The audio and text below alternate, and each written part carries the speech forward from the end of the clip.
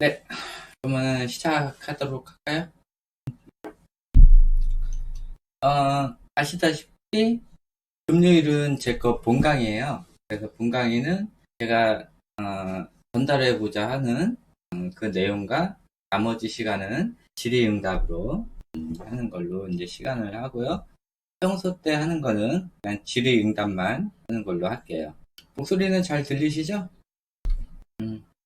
강의 끝나고 강의 끝나고 질문은 다 받도록 할게요. 그러니까 질문 있으시면은 미리 써놓으세요. 그러면은 이제 본강의 끝난 다음에 순차적으로 답변해 드리도록 할게요. 그러면 본강의 시작합니다. 네, 어서오세요. 이번 강의는 좌뇌형과 이제 우뇌형 사람들의 이제 성인들의 특징에 대해서 알려보도록 할게요. 이것을 하는 목적은 지금 부모님들이 지금 자네 타입인지 우네 타입인지 알아야지 아이들 양육할 때 편해요. 아이들만 자네 타입, 우네 타입만 아는 게 아니라 어머님들이나 아버님들이 자네 타입인지 우네 타입인지 아시고 또 부부들 사이에서도 자네 타입인지 우네 타입인지 알면은 부부관계 조금 좋아져요. 서로를 이해하는 면이 있으니까. 그리고 일반 회사 생활을 하거나 또는 사회생활 할 때도 성인들 사이에 자네 타입, 우네 타입을 알게 되거나 아니면은 내 상사나 아니면은 내 부하 직원이나 이런 사람들의 뇌 타입을 알면은 저 사람이 어떤 것을 더 잘하는지 어떤 것을 잘 못하는지 이런 것들을 알고 일을 시킬 수가 있어요. 저 사람이 자네 타입이면은 자네 타입에 맞는 일을 선택을 해야 되고 내가 구하는 직원이 우네 타입 사람을 원한다 하면은 면접 볼 때도 저 사람이 우네 타입인지 자네 타입인지 보고 우네 타입 사람들이 오면은 더 일을 잘하겠다. 또 일을 해야 되는데 이건 꼼꼼한 거야. 근데 이런 일에 우네 타입 사람들을 불러들이게 되면은 일하는데 이제 여러 가지 좀 안 좋은 방향으로 갈 수도 있는 거고. 그러니까 면접 볼 때도 용이하고요. 그래서 내가 필요한 부분이 그에 대한 사람이 어느 쪽 사람인지 이런 거 볼 때도 좋아요. 이 뇌 타입에 이 뇌 타입에 관련돼서는 뭐 있다 없다 이런 말이 있는데 이게 무슨 의미인지에 대해서도 말씀드리도록 할게요. 제가 이것을 한 연구 기간이 있어요. 연구 기간은 약 27년 정도 했어요. 근데 이 뇌 연구뿐만 아니라 일반 심리 연구도 다 포함해서 한 27년 한 거고요. 그래서 성인 행동 심리학을 제가 20살부터 시작을 했어요. 그리고 아동 행동 심리학은 제가 32살 때부터 본격적으로 하기 시작을 했고요. 또 뇌와 학습의 연관관계, 아이들 해서 37세부터 시작을 했어요. 제 현재 나이는 지금 47세예요. 그리고 본격적인 아동과 뇌 관계, 학습 관계는 이제 39세부터, 일단 이 39세 정도 됐을 때 본격적으로 이제 뇌에 대해서 알기 시작을 한 거고, 그때부터 지금까지 아동의 이 뇌에 대해서 연구를 개인적으로 한 거예요. 그리고 이 뇌에 대해서는 복잡한 것부터 뭐 심플한 것까지 인터넷에 많은 자료들이 있어요. 또 논문 자료를 정리하는 것도 있고 그래서 그것을 토대로 현재 우리나라 사람들의 성격, 생활 패턴, 그다음에 정치적인 성향, 학교 이런 방식, 또 선생님들의 성향, 또 부모님들의 성향, 요즘 조기 학습 어떤 식으로 돌아가고 있는지 그거에 의해서 아이들이 어떻게 변화되는지 이런 걸 종합적으로 해가지고 한 거예요. 그래서 제가 말하는 이 연구는 전 세계적으로 통용되긴 하지만은 한국 사람들한테 최적화가 돼 있어요. 그래서 한국 사람한테 맞는 자뇌형, 우뇌형 방식을 제가 말씀드리고 있는 거예요. 자, 사람은 성격과 학습이 결정이 되는 게 여러 종류가 있어요. 그래서 기본적으로 사람의 성격, 성질, 학습을 결정하는 것은 기질과 뇌 타입이 있어요. 근데 보통 소아 전문이나 아니면 상담하시는 분들이 주로 쓰는 게 이 기질이에요. 기질은 순환 기질, 예민한 기질, 느린 기질, 이 세 가지 기질이 있고요. 이 기질을 이용해서 일반 심리 상담사들이 하고 있어요. 기질로 하는 거는 조금만 공부하면은 대부분 다 해요. 그래서 기질 같은 경우는 그래서 많은 상담사들이 하고 있는 방법 중에 하나예요. 그리고 요 네 타입 같은 경우는 거의 하시는 분이 없어요. 몇몇 박사분들하고 일반인 중에서는 이제 하는 사람이 아마 대한민국에 저뿐이 없을 거예요. 오셨어요? 그래서 저는 아이들 상담을 하는데 주로 네 타입으로 많이 구분을 하고요. 네 타입으로 구분이 안 되는 추가 부분이 있을 때는 그때 이제 기질과 결합해서 아이들을 보통 상담을 하는 타입이에요. 그래서 저는 보통 볼 때 네 타입으로 아이들이나 아니면 성인들도 보고요. 그리고 나서 이것이 안 맞는다 싶으면은 그때 기질을 봐요. 근데 이 네 타입 같은 경우는 여러 가지 알아야 되는 부분이 많으니까 일반 상담하시는 분들은 조금 접근하기가 좀 힘든 부분 중에 하나예요. 그리고 이 기질은 태어나면서부터 갖고 태어나요. 그리고 뇌 타입도 엄마 뱃속에서 이미 결정돼서 나오기는 하는데 기질은 아이가 태어나면서부터 보이기 시작을 하는 거고요. 뇌 타입은 약 36개월 이후부터 보이기 시작을 해요. 빠른 아이들은 24개월 정도 이후부터 보이기 시작을 해요. 그래서 영재성을 띠고 있는 아이들, 이런 아이들 같은 경우는 24개월 전후로 해서 나타나기 시작을 하고요. 일반 아이들은 36개월부터, 그리고 여러 가지 뇌 문제들이 있는 아이들도 마찬가지 24개월 전후부터 나타나기 시작을 해요. 그래서 보편화적으로 36개월 이후부터 아이들 뇌 타입이 보이기 시작을 하니까 뇌 타입에 맞춰서 해야 될 거, 하지 말아야 될 거, 이런 것들을 해주셔야 돼요. 어차피 초등학교 5학년 때까지 부모의 양육 방식에 의해서 아이들이 변화되고 바뀌고 좋게도 변화되고 나쁘게도 변화되고 여러 가지 또 범죄에 노출이 될 수도 있어요. 또 여러 가지 또 지능 저하가 올 수도 있고, 일단 하지 말아야 될 거를 시켰거나 꼭 해줘야 되는데 안 해줬거나 이랬을 때 아이의 지능 저하가 올 수가 있거나 아니면은 아이가 또 거기에 맞춰가지고 더 똑똑해질 수도 있는 거예요. 이렇게 된 것이 성인인 거예요. 그래서 성인 때 갑자기 생겨나는 게 아니라 초등학교 5학년 이전에 부모한테 했던 이 양육 방식과 또 지능, 그러니까 원래 태어났을 때 가지고 있던 지능, 이런 것들이 같이 결합이 돼가지고 지금 성인들의 성격들이 지금 굳어지게 된 거예요. 이미 굳어진 성격은 본인 스스로 노력해서 하는 이상 바뀌진 않아요. 근데 바뀌었다 해도 본질이 바뀌는 게 아니라 겉모습이 바뀌는 거예요.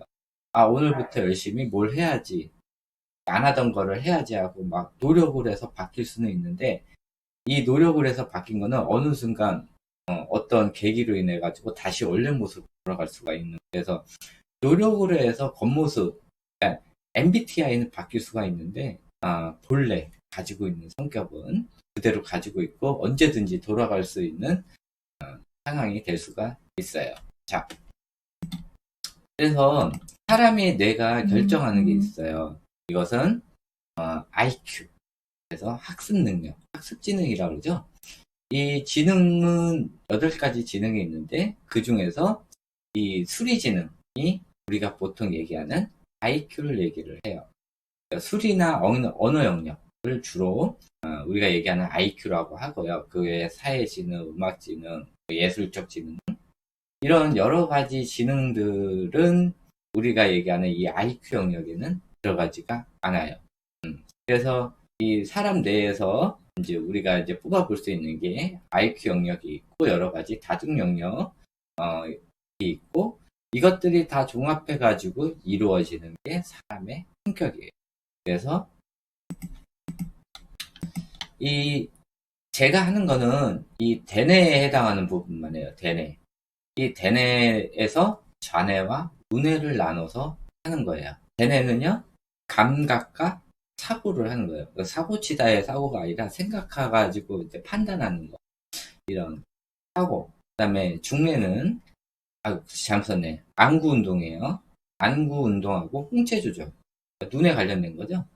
간뇌는 이런 신경세포들이 많이 모여있는 장소예요. 또 손해는 이 근육 운동하고 평형 감각이에요. 그래서 어렸을 때 이게 아이들이 조그만 거 가지고 노는 것들, 또 24개월, 36개월 됐는데 아이들 막 교구로 놀아주는, 말로는 뭐 영재 프로그램 이렇게 해가지고 하는 그런 곳이 이런 손해 운동을 시키는데, 그리고 뇌가는요, 뇌와 척수를 연결해서 이 생명에 본격적으로 영향을 미치는데, 이 연수는 호흡과 혈액 조절을 해주는데요. 그의 중요한 부분이 해마, 변형계가 있어요. 근데 이 해마는 기억에 관련돼 있어요. 그래서 기억을 저장하고 필요 없는 걸 빼내고 이런 것들을 하고, 이 해마는 유일하게 뇌세포가 늘고 줄고 하는데요.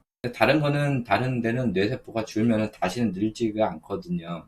근데 이 해마는 안 쓰면 줄어들고요. 쓰면 늘어나요. 그래서 하루 동안 있는 기억들이 많고 많이 써먹고 이러면 해마가 늘어나요. 근데 나이가 먹어서 매일매일 반복된 생활을 한다든지 단순한 생활을 하는 이런 패턴의 일을 많이 한다면은 이 해마 영역이 줄어들어요. 그래서 이 해마 영역이 다 줄어들게 되면은 나중에 알츠하이머, 치매가 생기게 됩니다. 그리고 이 변형계는요, 여러 가지 감정에 대해서 이거를 조절을 해주는 부분이에요. 그리고 여러 가지 트라우마 이런 것들을 저장해 놓는 거예요. 그래서 고통스럽고 아팠던 기억들은 이 변형계에 거기에 저장이 돼 있다가, 변형계에 편도체라고 있어요. 거기 저장돼 있다가 평소 때는 기억이 안 나다가 그와 똑같은 상황이 발생이 되면은 그때 이 기억이 떠오르는 거예요. 이것을 우리가 보통 트라우마라고 불러요. 그래서 이 트라우마에 관련된 거가 이 변형계에서 하는 거예요. 그래서 이런 영역들이 있어요. 요거는 기본적으로 알아두시면 좋고요. 제가 하는 거는 말했다시피 이 대뇌 영역의 좌뇌와 우뇌에 관련돼서 하는 거예요. 그래서 대뇌가 하는 이 전반적인 일은 감각과 수의 운동의 중추일 뿐만 아니라 기억과 판단 등 정신활동의 중추예요. 대뇌는 뇌량으로 연결된 두 개의 대뇌 방구, 그러니까 뭐예요? 좌방구와 우방구, 좌뇌, 우뇌를 얘기를 해요. 이루어져 있으며 뇌량에 의해 연결은 두 대뇌의 방구의 신호 전달과 상호작용에 중요한 역할을 합니다. 라고 했는데, 우뇌에서 받아들인 정보를 좌뇌로 가야 될 일이 있고, 좌뇌에서 받아들인 정보가 우뇌에 갈 일이 있어요. 이 연결 통로, 이 다리의 역할을 하고 있는 게 이 뇌량이에요. 그래서 이 뇌량 크기가 남자보다 여자가 약 20% 정도 더 커요. 그래서 여자들이 언어 능력이 많이 활성화가 돼 있어요. 그래서 남자들보다 말을 잘하는 이유가 이 뇌량에 의해서, 뇌량의 언어 영역에 관련돼서 굉장히 남자들보다 잘 발달되어 있기 때문에 여자들이 말을 남자들보다 더 잘하는 이유가 그것 때문이에요. 그리고 여성들 같은 경우는 남자들보다 머리 크기가 작아요. 대부분 머리 크기가 작잖아요. 그래서 머리 크기가 작다 보면은 뇌세포와 뇌세포 사이에 신경 전달하는 속도가 남자들보다 더 빨라요. 그러니까 머리 큰 사람들보다 더 빨라요. 그래서 머리가 작은 사람들이 신호 전달 체계가 더 빠르기 때문에 더 빨리 반응 속도를 하고 더 빨리 일을 해결할 수가 있어요. 그러니까 조금 더 스마트해요. 머리가 조금 작은 사람들이요. 그거 알고 계시면 좋아요. 그래서 머리 큰 사람이 똑똑하다? 그거는 아니에요. 대뇌는 일단은 제가 하는 거는 대뇌잖아요. 대뇌가 여러 개로 나눠져 있어요. 전두엽, 부정엽, 축두엽, 후두엽이 있어요.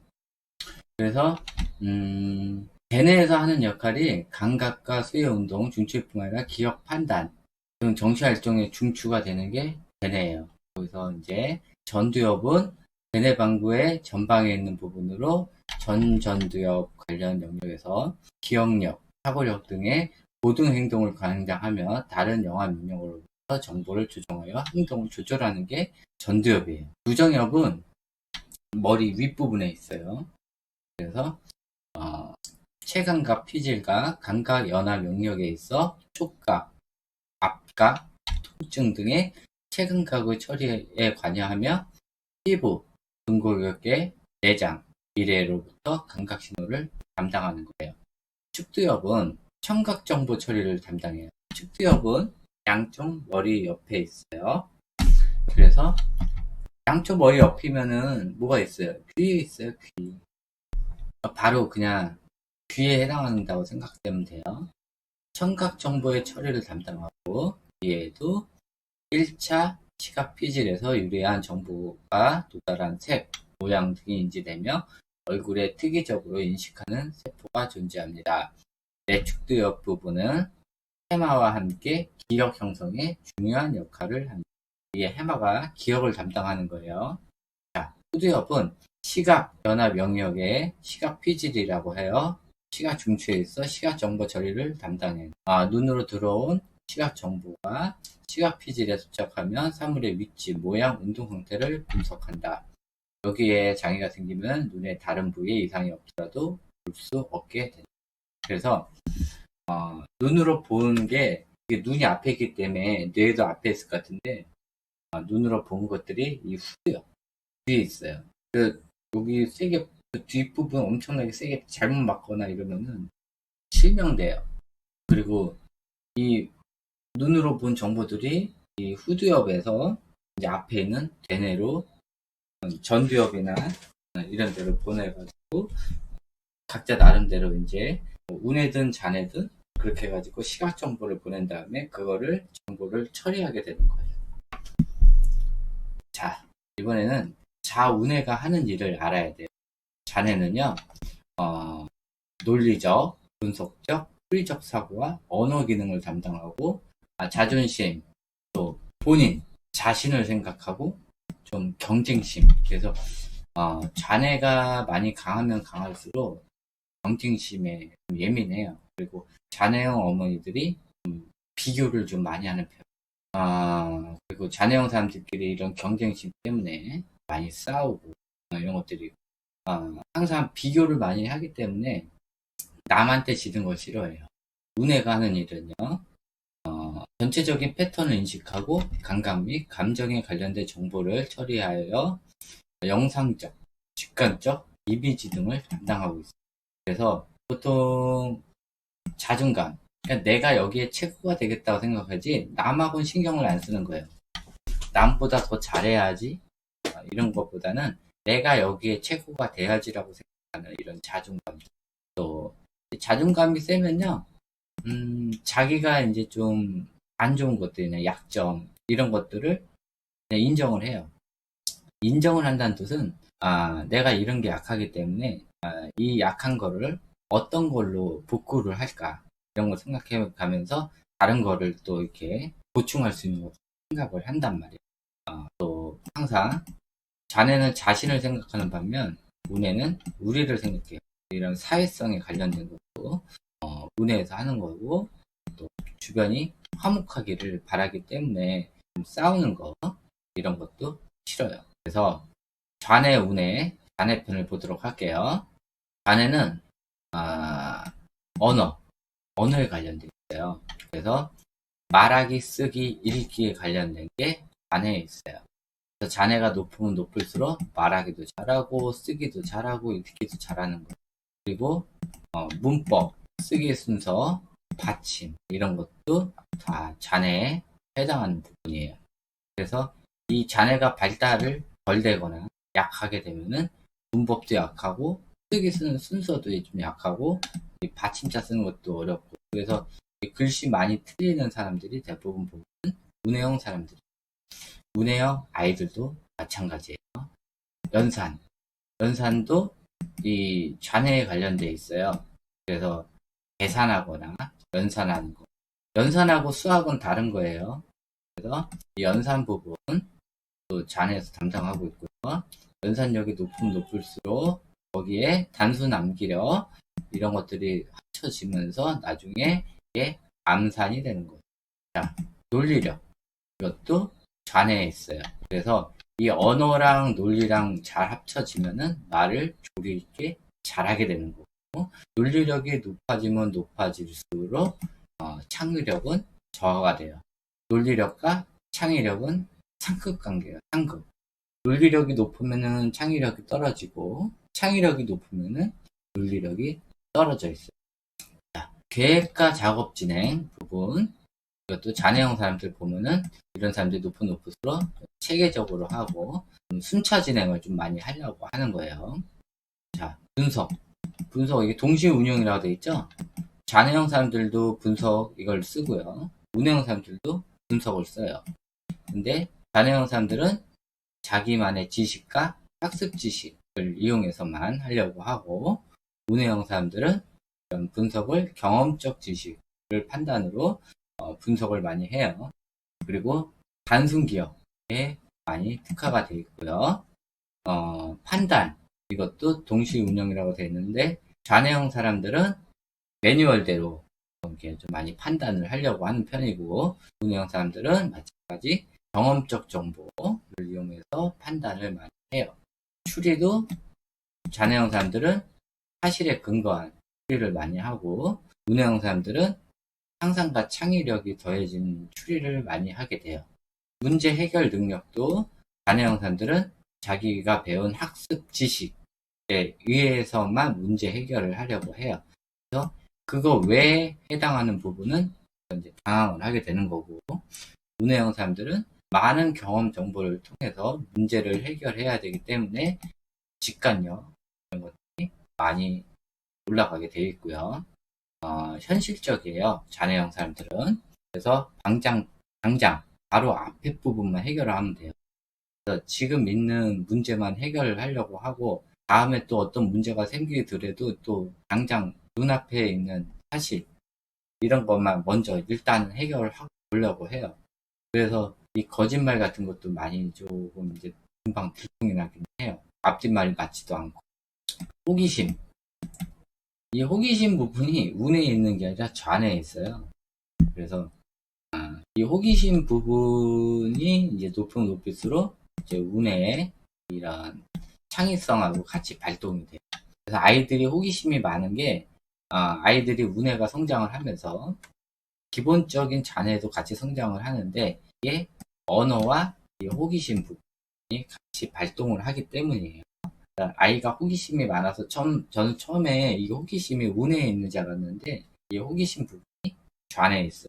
그래서 이 호기심과 이런 생각과 창의 부분이 많이 합쳐지면은 여러 가지들을 생각할 수 있는 능력들이 오르게 돼요. 자, 이제 운해편을 볼게요. 운해편은 이런 감각 기능을 담당하고 있고요. 눈으로 보는 것들, 이런 것들을 이미지화해서 봐요. 그래서 책을 읽을 때도 이미지화 해가지고 읽게 되면은 더 빨리 읽을 수가 있어요. 그래서 좌뇌형 사람들이 눈뇌가 많이 발달을 하게 되면은 책을 읽을 때 더 빨리 읽는 이런 속독 기능이 증가가 돼요. 그리고 이 직관력. 그래서 직관력은 경험 정보를 이용해서 빠른 순발력들을 쓸 수가 있어요. 또 당연히 이 아이디어. 그래서 이런 창의성과 생각하는 능력과 합쳐져서 이런 아이디어를 많이 창출해내고, 미래지향적이고 그 아까 얘기한 이런 부정적 이런 면들이 이런 아이디어를 많이 나오게 해요. 그래서 지금 있는 이런 생활이나 이런 것들이 마음에 안 들기 때문에 개선해야 되겠다는 이런 생각들이 이런 아이디어를 많이 나오게끔 만든다. 예술. 그래서 뭐 미술, 음악, 행위예술 같은 경우는 뭐 춤추는 것도 있고요. 배우 이런 사람들 또 다 행위예술로 들어가요. 그리고 비전은 이 직관력과 많은 경험력과 그거로 인한 분석력으로 해가지고 이런 비전 능력이 향상이 되게 해요. 그리고 어떤 것을 볼 때 좌뇌형 같은 경우는 이제 평면적으로 보는데, 우뇌형은 좀 입체적, 공간적 이렇게 보여요. 그리고 사회성이 뛰어나기 때문에 다른 거에 대한 이런 공감 능력이 또 뛰어나요. 그리고 우뇌는 좀 감성적, 감정적 이런 표현들을 할 때, 이런 감정을 안을 때 우뇌는 이런 거를 감당하고, 반대로 좌뇌는 이성적인, 또 어떤 거를 실행을 할 때 이 우뇌가 발동을 안 하면은 어떤 거를 실행에 옮기기가 힘들어요. 또 이 추론은 뭐냐면은 사실에 근거한 게 아니라 이러면 어떻게 될까? 이러면 어떻게 될까? 이거를 머릿속으로 생각을 해내는 그런 추론 능력 이런 것들. 그래서 픽션 같은 거, 소설 이런 거 쓸 때 문해형 사람들이 더 잘 쓰는 거예요. 그리고 또 이런 사회성에 관련된 거 문해라고 그랬어요. 자, 아이들이 또 성인들도 마찬가지 문해가 발달을 못하면은 사회성 능력도 떨어지게 돼요. 그래서 이게 기본적으로 좌뇌와 문해에 대한 이런 뇌에 대한 설명인데 이것을 바탕으로 해서 아까 제가 얘기한 문해형, 좌뇌형에 대해서 설명을 해드리게 된 거예요. 그래서 뇌 타입이 극좌형, 좌우형, 우좌형, 극우형, 우뇌 열쇠형이 있어요. 극좌뇌형 같은 경우는 좌뇌가 굉장히 발달하고 우뇌가 없는 형. 그래서 아까 얘기했던 뭐 사이코패스, 소시오패스, 자기애성 인격 장애 등 이런 여러 가지 성격 장애를 갖고 있는 사람들이 극좌뇌형 또는 그러면서도 이제 IQ가 높으면은 저기 위에 계신 분들처럼 뭐 검사나 판사나 이런 것, 국회의원 이런 것들을 할 수가 있는 거예요. 대부분 그런 사람들 보면은 소시오패스들이 굉장히 많아요. 좌우형, 좌뇌형인데 우뇌가 많이 발달한 형이에요. 우좌형은 우뇌형인데 좌뇌가 적절하게 발달한 형태예요. 극우형은요, 우뇌가 너무 많이 발달한 형태.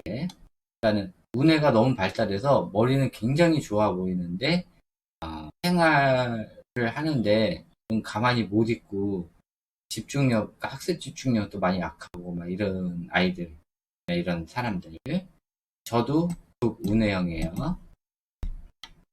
우뇌 열쇠형 같은 경우는요, 우뇌가 발달할 나이인데 좌뇌형 부모에 의해 가지고 많이 망가진 형태. 그래서 우뇌 열쇠형의 대표적인 게 ADHD예요.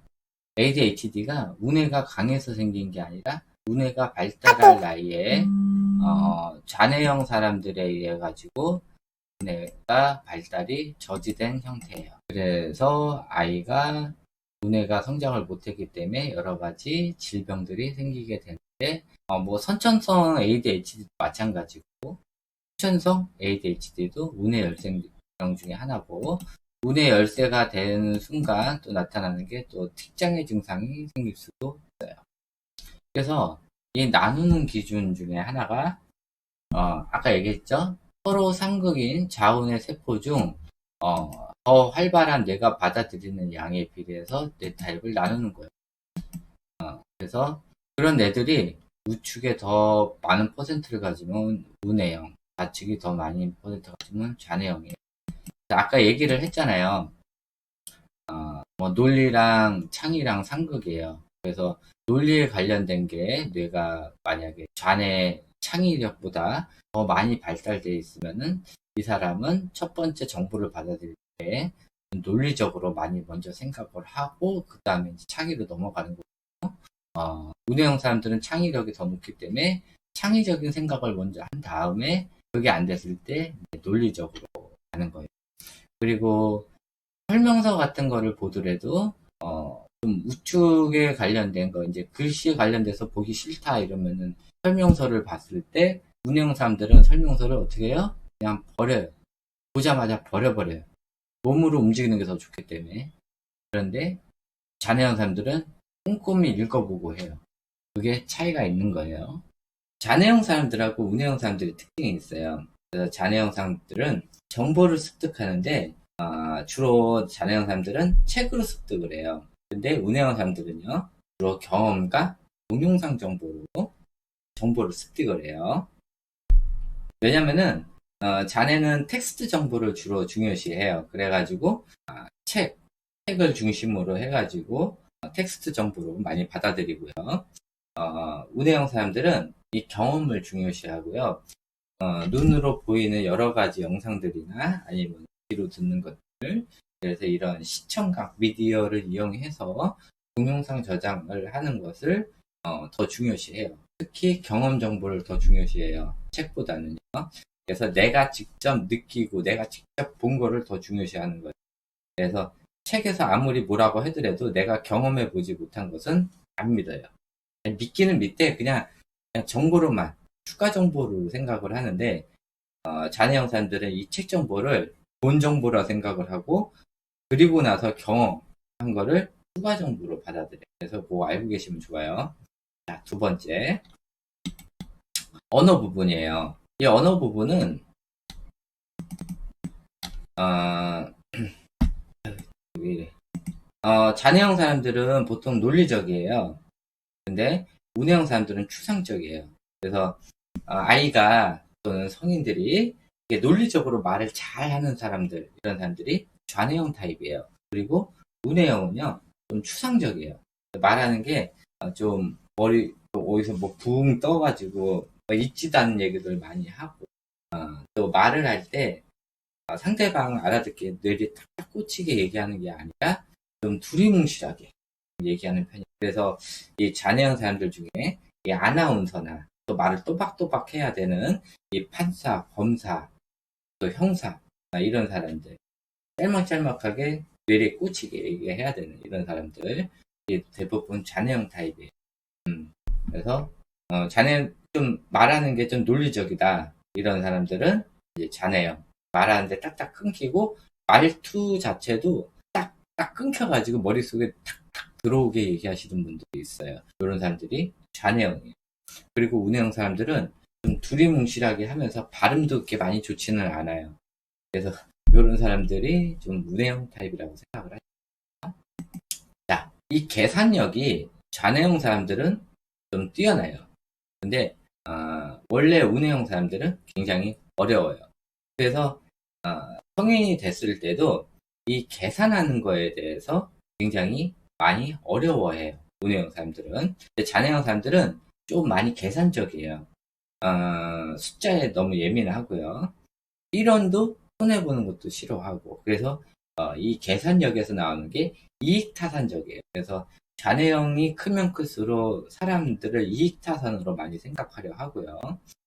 운해형이 많이 크면은 이익타산보다는 그냥 사람들을 믿음으로 많이 이렇게 사람들을 선택을 하려 해요. 그래서 이 부분이 약간 다른 점이에요. 자, 일처리 부분에서는 좌뇌형은 좀 체계적이에요. 그리고 운해형은 좀 전체적이에요. 자, 예를 들어 볼게요.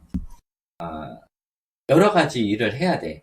그러면은 좌뇌형 사람들은 일단 계획을 세워요. 계획을 세우고 내가 해야 될 부분을 딱딱딱 나눠가지고 체계적으로 진행을 해요. 근데 운해형 사람들은요, 전체적으로 다 보고 내가 할 수 있는 일, 뭐부터 해야 될 거 이런 거를 계획을 세운 다음에 이거 대충 뭐 한 4시간이면 끝날 수 있겠다라고 생각을 하고 놀다가 나중에 시작하는 사람들도 있고 이런 식으로 전체적인 거를 보고 또 이런 것도 있어요. 내가 이 일을 처리를 했을 때 나중에 어떤 결과가 생길지 이런 것도 계산을 해요. 그래서 내가 일을 해봐야 나중에 별로 안 좋을 것 같아. 이런 느낌이 들면은 좌뇌형 사람들은 일을 시작했는데 우뇌형 사람들은 안 하고 버팅기는 경우가 있어요.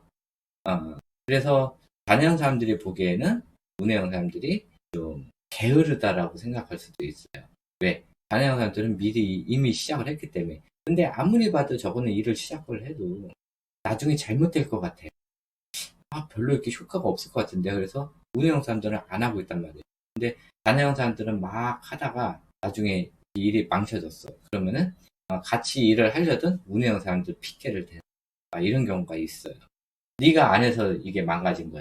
이런 식으로 핑계를 많이 대서 이런 거 좀 알고 계시면 좋고요. 뭐 좋은 쪽으로 생각하면은 이제 체계적으로 일을 순차적으로 하는 타입이고 운해형 사람들은 좀 약간의 미래까지 비전을 보면서 일을 어떻게 처리할 것인지 전체적인 그림을 그리고 좀 하는 타입이에요. 자, 정보 저장 방식은 좌뇌형은 텍스트 방식이에요. 이 글씨를 좋아하기 때문에 이 텍스트 저장을 굉장히 좋아해요. 그래서 글씨로 된 거를 잘 외워요. 그래서 단순 암기에 굉장히 좋고요. 책 읽는 거를 굉장히 좋아해요.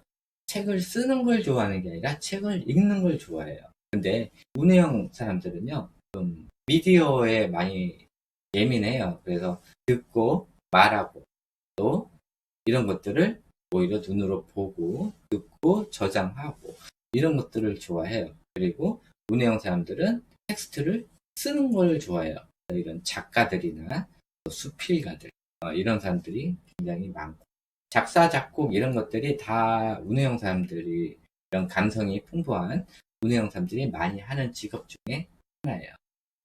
잔해영 사람들도 텍스트를 쓰기는 하는데 좀 딱딱한 교과서적 이런 거 할 때, 그런 걸 쓸 때. 그래서 뭐 판사, 검사 이런 사람들도 많이 써요. 그런데 이런 사람들은 글씨 보면은 일반 사람들이 보기에는 굉장히 어려워요. 너무 딱딱해. 너무 형식적이에요. 그런 글을 많이 쓰고요. 운영 사람들이 쓰는 글은 가슴에 확 와닿아요. 그런 걸 많이 쓰고. 자, 정보 처리 방식은요, 좌뇌형 사람들은 깔끔하게 해요. 근데 우뇌형 사람들은 좀 복잡해요. 뭔 소리냐? 아까 얘기했잖아요. 텍스트 방식이라고. 좌뇌형 사람들은. 그래서, 머릿속에 들어오면 바로바로 정리를 해야 돼요. 그리고, 그렇게 많은 정보들이 들어오는 게 아니에요. 그 좌뇌는 용량 자체도 작기 때문에, 엄청나게 좀 작게 들어와요. 그 텍스트 파일 얼마 안 되잖아요.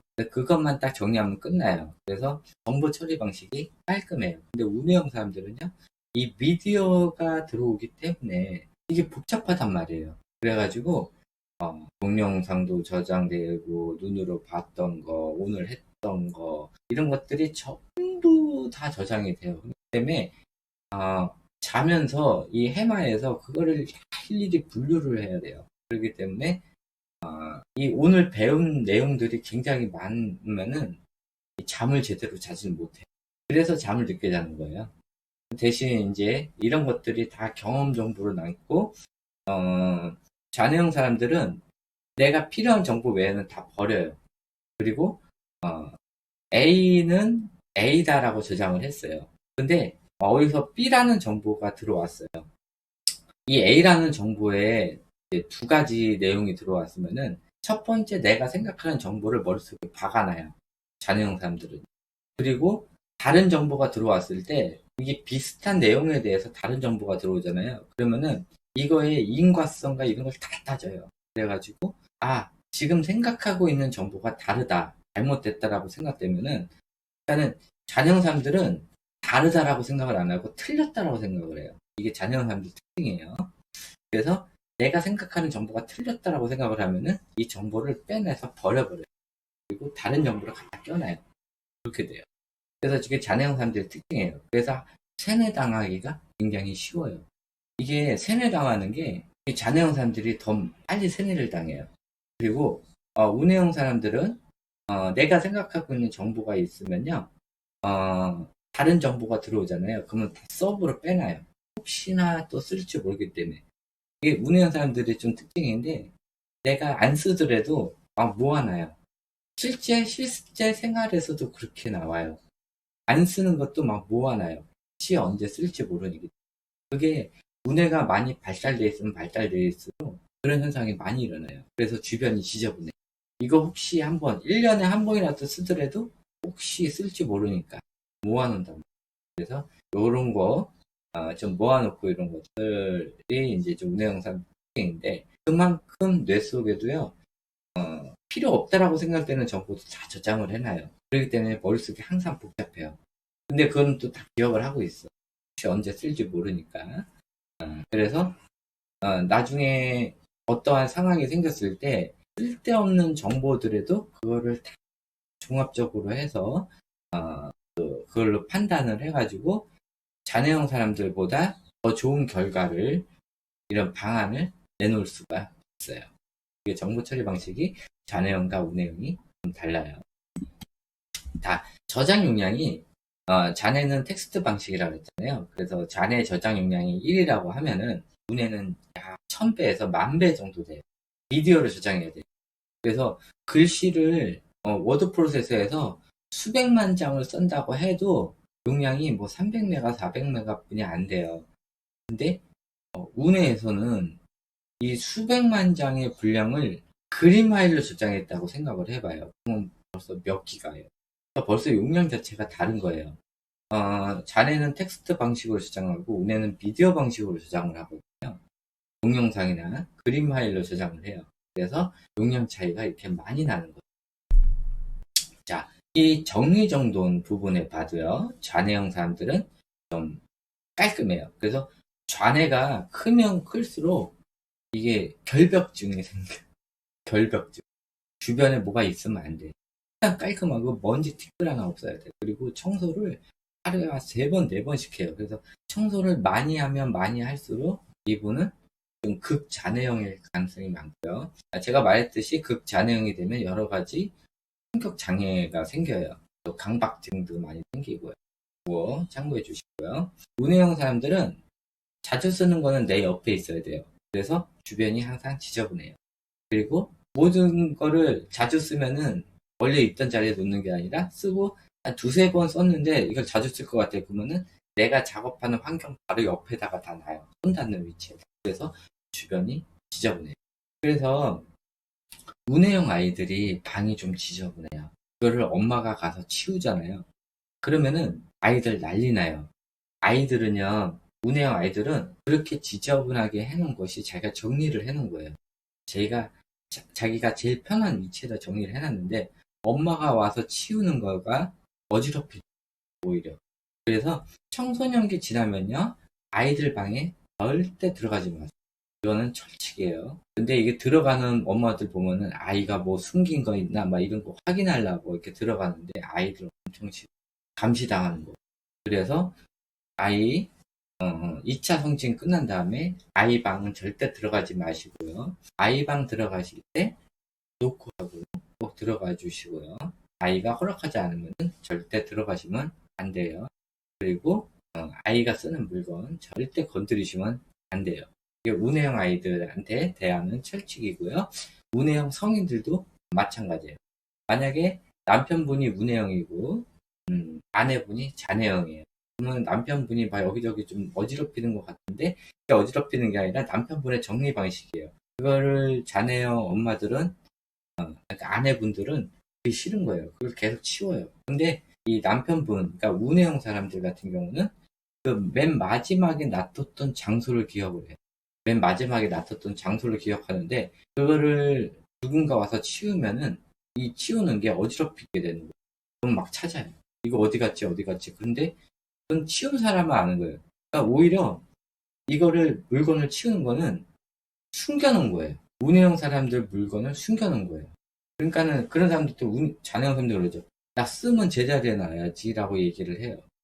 근데 운해형 사람들은 자기가 편한 위치에 놓는 게 정리를 해놓은 거기 때문에 이거 항상 치울 때는 운해형 사람들한테 물어보고 치우셔야 돼요. 자, 그래서 이 수면 부분도 마찬가지인데 좌뇌형 사람들은 아침형이에요. 밤에 자면서 정리할 게 거의 없어요. 그렇기 때문에 그날 있었던 일이 별로 없으면은 그냥 푹 잠을 자요. 운해형 사람들은 그날 있었던 일이 굉장히 많거나 정리해야 될 게 많으면은 좀 잠도 늦게 자고 그리고 운해형 사람들 자체가 좀 감성적이라 밤에 생각하는 걸 굉장히 좋아해요. 그리고 밤에 뭔가 하는 걸 굉장히 좋아해요. 그래서 야간형이 좀 많아요. 그래서 늦게 자고 늦게 일어나는 편이고 일 같은 경우도 보통 10시 이후에 출근하는 거 이런 것들을 찾는 경우가 굉장히 많아요. 또는 야간일 하는 거 이런 거를 찾는 거를 굉장히 좋아해요. 자, 암기 부분이 이제 여기가 본격적인 거예요. 좌뇌형 사람들은요 단순 암기를 해요. 그래서 학교에서 가르치는 이런 단순 암기, 주입식 교육. 그래서 좌뇌형 사람들이 이게 맞는 거예요. 운해형 사람들은 이게 약해요. 운해형 사람들은요 이 경험 암기를 해요.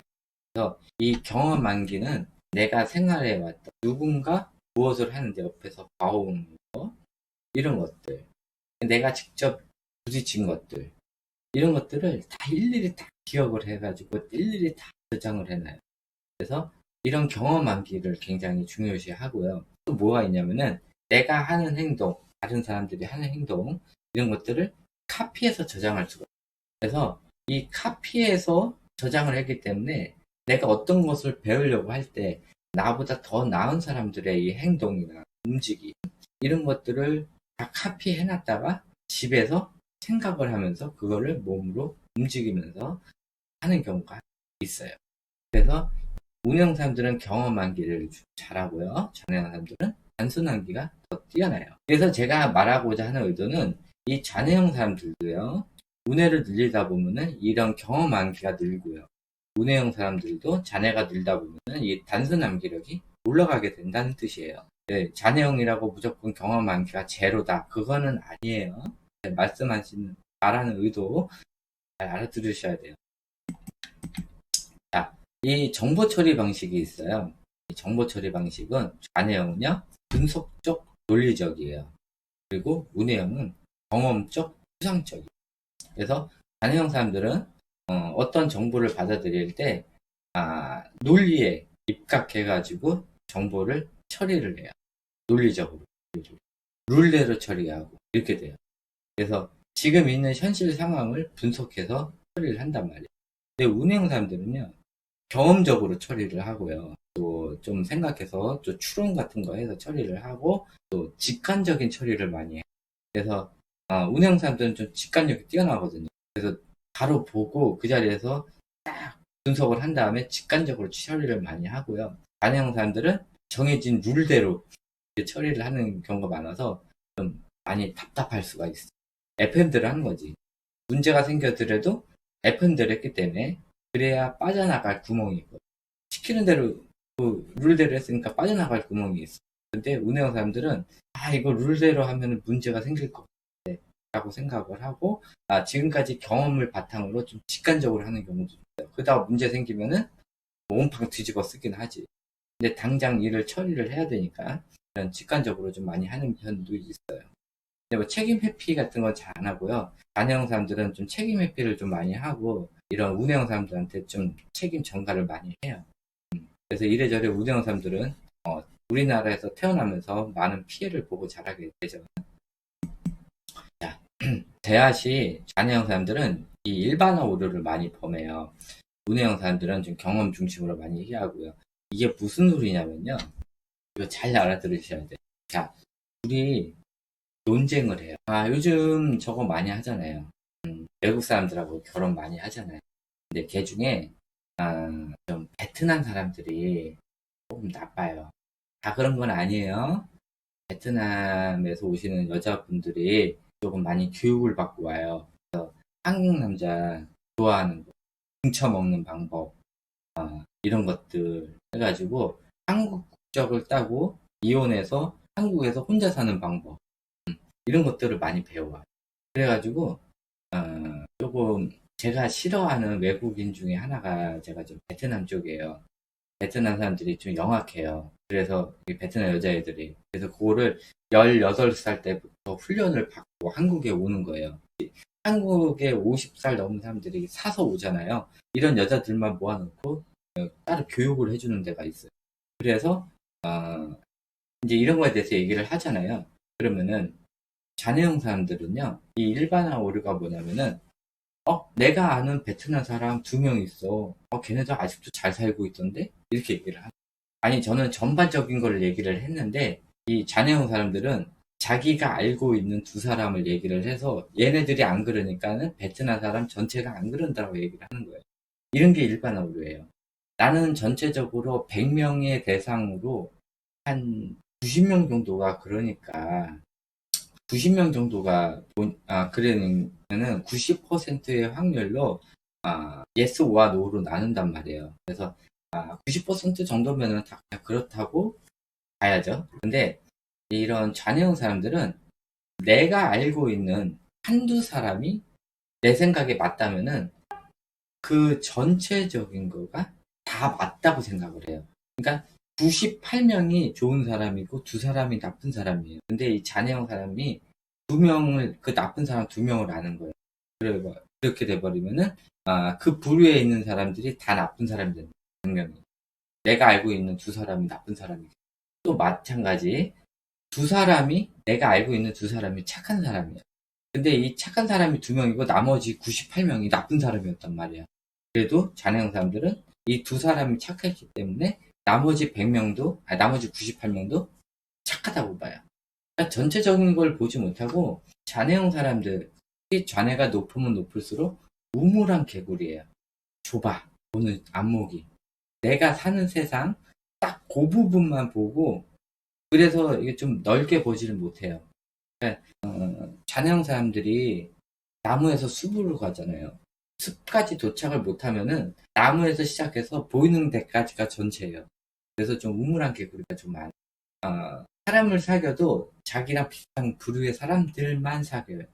그래서 다른 거 보기도 좀 어렵고 근데 운영 사람들은 이 경험을 중심으로 숲에서 나무를 본단 말이에요. 그래서 전체적인 거를 다 파악을 하고 전체적인 거를 퍼센트를 내요. 그래서 좀 많은 양의 이런 것들을 본 다음에 퍼센트를 내요. 그러니까 잔해형 사람들은 내가 아는 2명이 잘 됐기 때문에 나도 잘 될 거라고 생각을 하고 운해형 사람들은 이것을 하는데 했던 사람들을 표본을 한 100명 정도를 놓고 실패한 사람은 한 70%, 성공한 사람들은 30%. 그러면 내가 이 일을 진행했을 때 70%의 확률로 실패할 수도 있겠구나 라고 생각하고 들어가는 거예요. 이런 게 좀 달라요. 네, 그런 뜻이에요. 그래서 대화할 때 내가 아는 누구랑 누구는 했는데 이렇게 얘기하시는 분들을 보면 대부분 좌뇌형 사람들. 좀 답답하지. 나는 전체적인 거를 얘기를 했는데 상대방은 자기 아는 사람 딸랑 2명, 3명 예를 들어서 얘기를 해버리니까 그러면 쟤네들은 뭐냐고 얘기를 해요. 그렇게 되는 거예요. 그런 게 좀 일반화 오류를 많이 범해요. 좌뇌형 사람들. 그래서 얘기하다가 딱 단절되는 경우가 많아요. 자, 서로 다른 타입의 사람들을 봤을 때 서로 다른 사람의 그 타입의 사람들을 봤을 때 잔해형 사람들이 운해형 사람들을 볼 때 잔해가 높으면 높을수록 운해형 사람들을 극단적으로 싫어해요. 진짜 인간 쓰레기를 봐요. 운해형 사람들 사회의 쓰레기를 봐요. 진짜 거짓말 안 하고 진짜예요. 그러다가 운해형 아이가 나왔잖아요. 그러면은 본격적인 학대가 시작돼요. 내가 제일 싫어하는 부류의 사람이 내 아이로 태어났어요. 얘가 운해형으로 태어났어요. 그러면은 보통 8개월 차 아이들부터 8개월 차 아이들부터 학대를 시작해요. 이 극잔해형 어머니들. 그래서 대부분 2살 정도 되면 아이가 지능저하가 그 다음부터 이제 본격적으로 아이가 말을 안 듣기 시작을 하고 4살 정도 지나면은 그냥 매일 때려요 아이를. 그리고 이 극잔해형 사람들은 회사 생활이나 사회생활을 할 때 운해형 사람들만 보면은 그냥 쓰레기 보듯이 쳐다봐요. 근데 자네가 이제 운해가 많이 성장하면 성장할수록 그런 게 좀 줄어들어요. 자, 운해형 사람들은요, 잔해형 사람들을 이해를 해요. 왜냐면은 모든 운해 정보는요, 좌뇌를 통해서 수동으로 나오게 돼요. 그래서 운해는요, 좌뇌가 하는 일을 알아요. 근데 좌뇌는요, 운해가 하는 일을 몰라요. 그래서 좌뇌형 사람들이 운해가 망가지잖아요. 생활하는데 아무 문제가 없어요. 근데요, 운해형 사람들이 좌뇌가 망가지잖아요. 그러면은 바보가 돼요. 운해로 생각하는 엄청나게 많은 것들을 좌뇌에서 판단을 하고 행동을 해야 되는데 판단과 행동을 실행을 움직이게 하는 이런 것들이 망가지니까. 그래서 운해는 좌뇌가 하는 일을 알기 때문에 운해형 사람들은 좌뇌형 사람들을 이해를 해요. 항상 그렇게 생활을 해왔고 뇌에서 그렇게 하는 거를 인식을 했기 때문에 그래서 이해를 하는데 이 극잔해형 사람들을 만나게 되면요 스트레스를 받아요. 근데 운해형 사람들은 웬만하면은 이 스트레스를 좀 담아놔요. 표출을 안 해요. 근데 이 스트레스, 그러니까 극잔해형 어머니랑 아이랑 만나게 되면 아이가 스트레스 장애 현상이 생기게 돼요. 그걸로 인해서 운해마저 발달을 안 해가지고 천성 ADHD나 식장애나 이런 것들이 나타나는 경우가 있어요.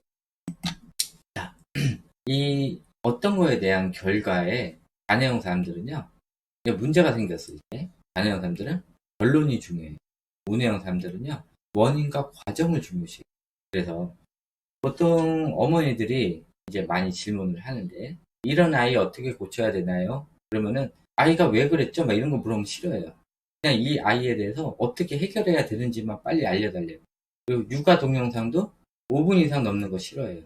그냥 빨리 결론을 알려달래요. 어떻게 해야 되는지. 육아를 하는데 아이가 어떤 아이인지도 알려주지도 않고 결론부터 얘기를 해달라는 그런 엄마들이 있어요.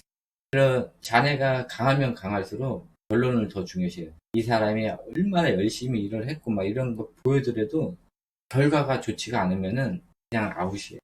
이게 좌뇌형 사람들의 세상이에요.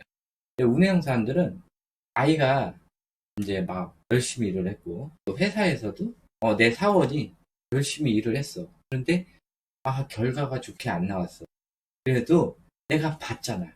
열심히 해온 걸 봤잖아. 그러면은 그럴 수도 있지. 이러고 말아버린단 말이야. 그래서 우뇌형 사람들은 이런 과정을 더 중요시해요. 결과도 좋으면 더 좋지. 결과가 안 좋게 나왔을 때 좌뇌형 사람들은 자기한테 책임과 불똥이 튈까봐 바로 잘라버려요. 우뇌형 사람들은 그 사람이 열심히 했기 때문에 일정 부분을 상사로서 책임을 져주고 동료로서 책임을 져줘요. 그게 좀 달라요. 자, 그래서 이 책임 부분에 자녀형 사람들은 자네가 강하면 강할수록 회피 남 탓을 해요. 그래서 우리가 잘 알고 있는 이 국회의원이나 또 사자 들어가는 직업들 봐요. 본인이 잘못하더라도 어떻게 해요? 자기가 살아야 되기 때문에 방패막을 하나씩 쓴단 말이에요. 그래서 다른 사람을 깜빵에 보내고 또 다른 사람 돈 주고 나서 내가 돈 얼마 줄 테니까 네가 대신 깜빵 들어가라. 이런 식으로 다 책임 회피를 하고 많이 보시잖아요. 이런 잔해형 사람들의 그룹, 국회의원, 검사 집안, 검사 그룹, 판사 그룹 이런 데서 보면 본인이 잘못해도 어떻게든 책임질 사람을 찾아서 써는 게 그런 거 잘. 그리고 같이 일을 하거나 또 동업을 하더라도 잔해형 사람들은 모든 책임을 운해형 사람한테 써는 게. 운해형 사람들은 대부분 그런 잔해형 사람들과 같이 살았기 때문에 다 그냥 수용을 해요. 그리고 어떤 일이 있으면은 일이 어떻게 됐든 내가 선택한 잘못도 내가 선택이 잘못된 거기 때문에 보통 이제 자기 탓을 많이 하기는 해요. 근데 이런 것들이 나중에 스트레스 장애로 남게 되기는 해요. 이런 습관과 규율을 보면요. 자녀형 사람들은 이 룰에 입각해서 규칙과 체계적으로 하는 걸 좋아해요. 그러니까 룰에 어긋나는 걸 굉장히 싫어해요. 항상 규칙적으로, 습관적으로 해야 되지. 오히려 이거를 어기게 되면은 불안해서 이 사람은 잠을 못 자요. 그래서 이런 자녀형 사람들과 같이 일하게 되면은 운영 사람들은 프리한 게 좋고 누구한테 구속받는 거 싫어하고 누구한테 명령받는 거 싫어해요. 내 스스로 알아서 내 마음대로 하는 거를 더 좋아해요. 그래서 이 자영업을 많이 하기는 하는데 남 밑에서 오래 일을 못해요. 회사를 다녀도 1년 이상 다니기 힘들어요. 이게 지시를 계속 받다 보면 스트레스 받고 아이들도 마찬가지예요. 엄마한테 지시를 계속 받잖아요. 그러면 이 아이는 스트레스가 남아요. 그래서 운해형 아이들 같은 경우나 운해형 사람들은 좀 자유롭고 프리한 걸 좋아하는데 이런 잔해형 사람들하고 운해형 사람들하고 같이 일을 하게 되면은 운해형 사람들이 또 잔해형 사람들한테 맞춰줘야 돼. 이런 딱딱한 규율 같은 거나 정해진 규칙 같은 거. 그러다 보면은 그리고 이 잔해형 사람들은 못해도 자기가 원하는 만큼의 90%는 해줘야 돼. 근데 잔해형 사람들은 운해형 사람한테 맞추진 않거든요. 절대 죽어도 안 맞춰요. 그렇기 때문에 운해형 사람들이 하지도 않은 거를 잔해형 사람들 스타일을 맞춰야 돼. 그러니까는 그런 것 자체가 다 스트레스인 거예요. 그래서 동업을 할 때 운해형 사람들과 잔해형 사람들이 동업을 하면은 100% 깨져요. 그래서 제가 아까 얘기한 게 이 성인들끼리 사는데도 저 사람이 잔해형인지 운해형인지 알아야 돼요. 혹시 동업을 하게 되면. 같은 운해형끼리는요, 의견 교환이 돼요.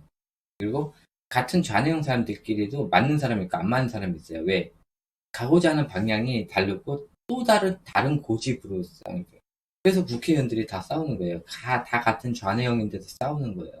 이익을 얻기 위해서. 본인의 이익을 얻는 방법은 다 다른 거예요. 목적은 같아. 이익이라는 목적은 같은데 방향이 달라요. 그렇기 때문에 싸우는 거예요. 근데 운해형 사람들은 그렇지가 않아요. 내가 원하는 게 있으면은, 야, 너는 어떻게 생각하냐? 그러면 나는 이렇게 생각하는데 하면은 두 개의 결론에 대해서 절충안을 만들어요. 이게 운해형 사람들끼리예요. 그래서 운해형 사람들끼리 일을 하면은 그래야만 좀 나은데, 잔해형 사람들하고 운해형 사람들하고 하면은 100% 일단 깨져요. 또 잔해형 사람들끼리 하면은 서로 코드가 맞으면 상관이 없는데, 코드가 안 맞는 다른 잔해형끼리 만나면은 이건 시작하자마자 그냥 떨어져요. 그래서 이런 사람들의 성격과 뇌 타입을 알면은 나중에 동업할 때도 좋고 같이 일하는 직원들 뽑을 때도 좋고요. 또 내가 일해야 되는 직장에 나는 운해 타입인데 사장이 극잔해 타입이야. 그러면은 아예 그냥 일 자체를 하지 마. 어차피 안 맞아요. 그래서 일을 할 때도 마찬가지. 그래서 서로 상대방의 성격을 알면은 나한테 맞는 타입인지 그것도 참고 하겠다 그러면 하시는 거고, 아예 안 맞는 사람이다 그러면은 아예 그냥 발을 들이지 마. 어차피 깨지니까. 자, 그래서 이 주체는 좌뇌형 사람들은 나예요. 내가 주체예요. 또 우뇌형 사람들은 우리예요. 그래서 좌뇌형 사람들하고 우뇌형 사람들 좀 알아두시고요. 그래서 극좌뇌형 사람들 같은 경우는 나라는 존재가 강하기 때문에 나중에 소시오패스, 자기애서 인격장애, 그 다음에 사이코패스가 되는 거예요. 그래서 운해형 사람들은 우리라는 주체인데, 그 운해형 같은 경우는 모든 사람을 다 믿기 때문에 사기를 당하기 좋아요. 그 정도 그런 것도 착안을 해주셔서, 내가 다른 사람을 너무 믿어서 사기를 많이 당한다 싶으면은 약간 좀 극운해형 타입이라고 생각하시면 돼요. 이런 감정 같은 경우는요, 좌뇌형은 이 감정 컨트롤에 대해서는 좌뇌에 있어요. 그래서 내가 욱했더라도 그게 바로 사그라드는 게, 이게 또 욱하고 싶은데 그거를 막는 것, 이런 것들이 좌뇌에 있어요. 좌뇌형 사람들은 좀 웬만하면 좀 컨트롤을 하려고 하고요. 우뇌형 사람들은 이런 감정에 대해서 여운이 많이 남아요. 그래서 나한테 안 좋게 하거나 아니면 슬프게 했거나 이런 것들을 많이 쌓아놔요. 쌓이고 쌓이고 쌓이다 보면은 어느 순간 빵 폭발을 해요. 그래서 운영 사람들은요, 한 번씩 기분 전환을 해줘서 그런 거를 해소시켜줘야 돼요. 그동안 쌓아왔던 스트레스를 해소를 시켜주셔야지, 그러지 않으면은 그런 것들이 나중에 스트레스 작용으로 인해서 언제 어느 순간 빵 폭발할지 몰라요. 근데 이 멀쩡한 사람이 폭발을 하면은 상대방이 완전 또라이로 봐요. 그냥 완전 또라이로 봐요. 근데 잔해형 사람들이 이제 매일매일 욱하잖아요. 이렇게 또 욱하네.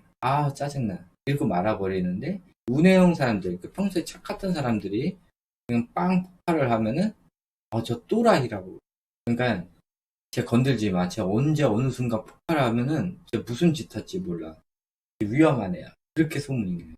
그래서 그런 스트레스가 나오기 전에 풀어줘야 돼요. 그리고 이런 여러 가지 안 좋은 감정들이 쌓이게 돼버리면 여기서 생기는 게 우울증이에요. 운해형 사람들이 좀 우울증이 많이 걸릴 수가 있으니까 이런 거 생각해서 제가 우울증 걸릴 것 같다 그러면은 정신과 상담센터 가가지고 약 처방 받아가지고 약을 먹어주시는 게 굉장히 좋아요. 그래서 이 숙면도가 좌뇌형 사람들은 잘 자요. 운해형 사람들은 잘 못 자요. 생각해야 되고 할 게 많고 이러기 때문에 운해형 사람들은 숙면이 안 돼요. 좌뇌형 사람들은 대부분 눈 감고 코 골고 바로 자요. 그래서 눈 감고 코 골고 바로 잔다 그러면 그냥 좌뇌형이라고 생각해요. 좌뇌가 강한 사람들. 그리고 매일매일 반복된 생활을 해가지고 그냥, 근데 이런 눈 감고 바로 자는 게 장시간 유지되잖아요. 그러면은 이런 사람들 같은 경우는 해마가 줄어들어서 나중에 알츠하이머 걸릴 수가 있어요. 그러니까는 그런 거 좀 잘 보셔야 돼요. 어머님이나 아버님이나 갑자기 눕자마자 바로 주무신다. 5분도 안 돼서. 그러면은 나중에 금방 또 알츠하이머가 생길 수가 있어요. 이런 분들 이제 부모님이나 또 남편분이 그런다 싶으시면은 새로운 거를 경험을 해서 새로운 거를 해주셔야 돼요. 그래서 이 운해적인 이런 몸으로 움직이는 거, 이런 것들을 해줘야 다시 해마가 살아나요. 이렇게 해줘. 치매 걸리면은 도망을 갈 수가 없어요. 방임이라고 처벌돼요. 자, 남편이어도 가족이잖아. 책임져야지. 가족이 책임져야지. 자, 일 진행에 관련돼서 잔해형은요, 순차 방식이에요. 운해형은요, 전체적인 정보 파악을 한 후 일이 들어가요. 자, 이게 무슨 소리냐면은, 잔해형은요, 1부터 10까지 일이 있으면요, 1부터 10까지 순서대로 해요. 순서대로. 그러니까 계획은 정해놓고 순서대로 한단 말이에요. 그러다가 3번이 문제가 생겼어. 그러면 4번으로 넘어가질 못해. 3번이 마무리가 돼야 4번을 넘어. 근데 이런 운해형 사람들은 딱 보니까 3번하고 7번이 일을 하다가 문제가 생길 것 같아. 근데 전체적으로 3번하고 7번이 문제가 안 생기면은 얼마 정도면은 한 번에 할 수 있겠다 이렇게 생각을 해요. 이게 뭔 소리냐면은 잔해형 사람들은 일 집중력이 길어야 1시간이에요. 예를 들어서 1시간 하고 한 10분, 20분도 쉬었다가 또 들어가고 10분, 20분 쉬었다 들어가고 이렇게 해요. 근데 운해형 사람들은 내가 하고자 하는 일을 하게 되면은 3시간이고 4시간이고 5시간이고 앉아서 할 수. 그렇기 때문에 일 전체 진행 양의 시간을 먼저 파악을 해요. 그리고 나서요. 이 일을 한 4시간이면 할 수 있겠다. 지금 자, 오전 8시에요. 네, 이거 오후 5시까지 일을 끝내야 돼. 그러면은 잔해형 사람들은요, 바로 그냥 오자마자 일부터 시작을 해요. 근데 운해형 사람들은 3번하고 7번이 또 빠진 것 같은데, 3번하고 7번이 메꿔지면은 합쳐서 한 4시간이면 끝날 것 같아. 그러면은 다 맞춰질 때까지 기다렸다가 보통 이제 한 12시부터 이제 시작을 해요. 풀로 안 쉬고. 그래서 그렇게 해서 끝내요. 그런데 이런 잔해형 사람들이 보면은 자기는 일을 먼저 시작을 했잖아. 운해형 사람들은 놀고 있잖아. 그러면은 일을 안 한다고 보고 그렇게 생각해요. 그러니까 이게 다른 거예요. 일을 하는 방식이 다른데 잔해형 사람들이 보기에는 운해형 사람들을 좀 게으르다고 생각을 해요. 그러니까는 서로의 일하는 방식을 좀 파악을 해야 돼요. 그래서 일이 조금 이상하다 싶으면은 주변에 운해형 사람들이 있으면요. 이 운해형 사람들한테 일을 물어보세요. 지금 이걸 진행을 하는데 이거 지금 진행하는 게 나을까 아니면은 이따 할까 이걸 한번 물어보세요. 무조건 진행하지 말고. 근데 운해형 사람들이 보통 보면은 이 정보 분석력하고 직관력, 그다음에 좀 미래를 보는 비전 능력 이런 것들이 더 뛰어나요. 그래서 조금 복잡한 일이나 좀 문제 생길 것 같은 일이 있다고 하면 주변에 운해형 사람들을 찾아서 한번 조언을 구해보세요. 그러면은 운해형 사람들은 그런 거에 대해서 좀 객관적으로 좀 판단을 좀 잘 하기 때문에 한 운해형 사람들 한 2-3명 정도 주변에 알고 계시면 굉장히 좋아요. 굉장히 머리가 잘 돌아가시거든요. 운해형 사람.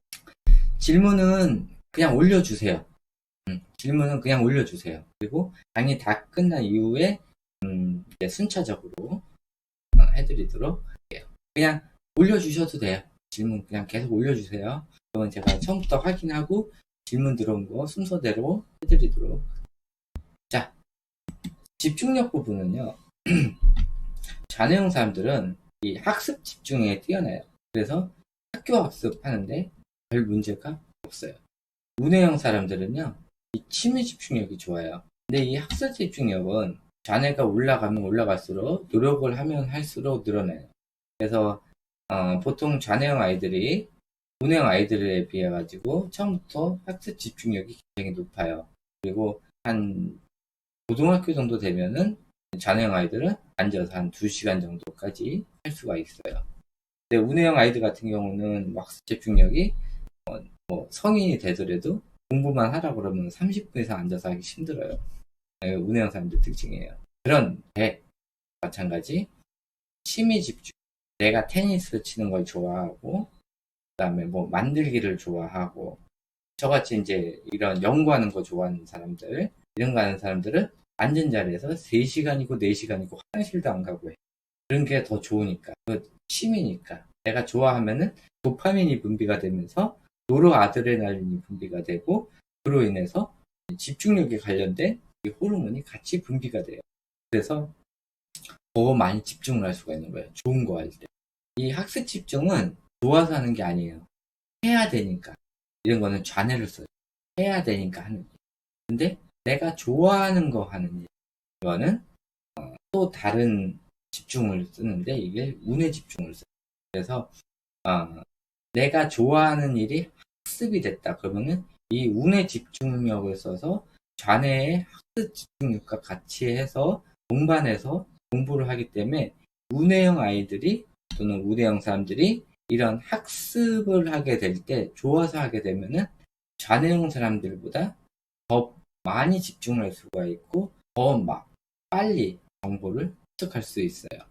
그래서 운해형 사람들이 학습을 재밌어서 하기 시작하잖아요. 좌뇌형 사람들 2년, 3년 할 거를 단 1개월, 2개월에도 따라잡을 수 있어요. 그게 운해형 사람들의 능력이에요. 운해형 아이들의 능력이고요. 판단력이요. 좌뇌형 사람들은 논리적으로 판단해요. 근데 운해형 사람들은요, 직관적으로 판단을 해요. 그래서 좌뇌형 사람들은 내가 배운 지식들, 학습 지식들을 바탕으로 해서 논리적으로 사실에 근거해서 판단을 하고요. 운해형 사람들은 내가 지금까지 경험했던 거, 눈으로 봐왔던 거 이런 것들을 기반으로 해서 좀 직관적인 판단을 많이 하는 편이에요. 이 생각하는 거 이거 꽝 사고가 아니에요. 이 사고력이 좌뇌형 사람들은요 한 번에 한 가지밖에 사고를 못해요. 근데 운해형 사람들은요 한 번에 한 가지밖에 못하는 건 마찬가지인데 여러 가지를 할 수가 있어요. 자, 내일 누구랑 이제 어떤 일이 생겨. 그럴 때 이거를 해결해야 돼. 누구랑 이제 만약에 말싸움 할 일이 생겼거든. 이랬을 때 좌뇌형 사람들은 한 가지 경우 수밖에 생각이 안 나. 아, 쟤 저러니까 그냥 이렇게 해야지. 그리고 자, 근데 운해형 사람들은요 보통 이렇게 막 그 사람에 대해서 좀 알아보는 걸 굉장히 좋아하거든. 좋아하는 것보다 그렇게 할 수밖에 없어, 운행 사람들은. 주변에 적들이 많기 때문에. 이 잔형 사람들이 다 적이거든. 근데 같이 살아야 되거든. 그래서 이 잔형 사람들에 대해서 좀 많이 대부분 연구하는 편이에요. 저 사람은 어떤 사람일까? 또 나를 괴롭히지 않을까? 이런 것들을 생각을 한단 말이에요. 그래서 저 사람에 대해서 좀 많이 파악을 해. 그래서 운영 사람들은 이제 어떤 사람하고 말싸움 할 일이 생겼어. 그러면은 이렇게도 생각해보고 저렇게도 생각해보고 여러 가지 방면으로 생각을 해봐요. 그래 놓고서는 그거에 대해서 결론을 좀 많이 도출하는 편이에요. 그래서 운해형 사람들은 이 생각이 많기 때문에 또 이런 경험이 많기 때문에 여러 가지 방면으로 생각을 할 수가 있어요. 좌뇌형은 딱 한 번에 한 개. 그래서 이게 무슨 뜻이냐? 좌뇌형 사람들은요, 일을 할 때나 뭐를 할 때 딴 거 하는 걸 싫어해. 공부할 때는 공부를 해야 되고 밥 먹을 때는 밥만 먹어야 돼. 내가 뭔가 할 때는 누가 옆에서 방해하는 것도 싫어해. 그냥 한 개만. 그 이상 못해. 근데 운해형 사람들은 공부도 했다, 옆에도 신경 썼다, 뭐 저쪽도 쳐다봤다, 뭐 이것저것 많이 하잖아. 옆에서 뭐 물어보면 잠깐만 또 해주고 다시 또 돌아와서 또 하고 막 이런 것들. 이런 것들이 실생활에 나오게 돼요. 그런 것들. 그래서 좌뇌형 사람들은 한 번에 한 가지, 운해형 사람들은 한 번에 여러 가지 하는 것들, 이런 생각들이 몸으로도 같이 표현이 되는 게 좀 운해형 사람들이 좀 정신없어 보일 수도 있어요. 근데 아이들도 이렇게 뭐 시켰는데 여러 가지를 한다. 그러면은 운해가 많이 강해서 그런 거니까 그 부분을 조금 이해를 해주시죠. 자, 이 추론 부분은 좌뇌형 사람들은 좀 사실에 근거해서 해요. 그 다음에 운해형 사람들은 경험을 중심으로 여러 가지 방면으로 생각을 해서 추론을 하는 편. 그래서 좌뇌형 사람들은 자기가 배운 지식 딱 그걸로 인해서 이제 그걸로 근거로 추론을 많이 하는 편이에요. 운해형 사람들은 그거 플러스 책에서 받은 정보 플러스 내가 경험해 놨던 것, 또 남이 경험을 해왔던 것, 이런 것들을 다 종합해가지고 추론을 하는 편이에요. 이 시간 개념, 좌뇌형 사람들은 칼 같아요. 운해형 사람들은 아니면 말고 좀 잘 안 지켜요. 그래서 자네형 사람들은 본인이 약속한 거는 칼같이 지켜야 돼요. 근데 또 이 자네형 사람들 중에 이런 사람도 있어요. 조금 이기주의나 이런 사람들은 남한테 하는 약속 있잖아요. 남의 거는 또 잘 안 지키려고. 근데 본인에 해당되는 거는 다른 사람이 꼭 지켜줘야 돼요. 이런 것도 있어요. 운행형 사람들은 별로 그냥, 저 같은 경우는 그냥 뭐 약속이 있다 그러면은 그냥 아예 10분, 15분 전에 아예 미리 가버려. 약속 지키는 게 그냥 싫어가지고 그냥 미리 가버려. 이 모방성은요, 단해형 사람들이 약해요. 이 모방에 관련돼서는 운에 있거든요. 그래서 모방성이 굉장히 약하고요. 운해형 사람들은 그냥 자연스럽게 카피가 돼요. 남이 하는 행동. 아이들도 이런 남의 하는 행동을 금방 쫓아하는 게 이게 운의 스타일이에요. 그리고 저거 내가 배워야 되겠다. 집중을 하잖아요. 그러면은 그대로 그냥 동영상 녹화 저장을 하고 그대로 다 카피해버려요. 그래서 이런 모방성이 굉장히 뛰어나요. 그리고 이런 글씨체 같은 경우도 원하면은 그냥 그 자리에서 카피해버려요. 그래서 이런 정보를 습득할 때 좌뇌형 사람들은 순차적으로 습득을 하고 또 매뉴얼대로 습득을 해요. 근데 우뇌형 사람들은요, 일단 몸으로 부딪혀봐, 해봐. 그렇게 해서 정보를 그러니까 좌뇌형 사람들은 책이나 인터넷이나 이런 걸로 해가지고 좀 많이 습득을 하는 편이에요. 근데 우뇌형 사람들은 일단 몸으로 부딪혀봐야 돼. 무조건 해봐야 돼. 그래서 몸으로 익혀져야지만 그게 내 정보가 되는 거예요. 이론적인 것보다는 이런 내가 실제로 경험한 것들을 더 좋아해요. 이 과거, 현재, 미래에서 좌뇌형은 과거와 현재를 중요시해요.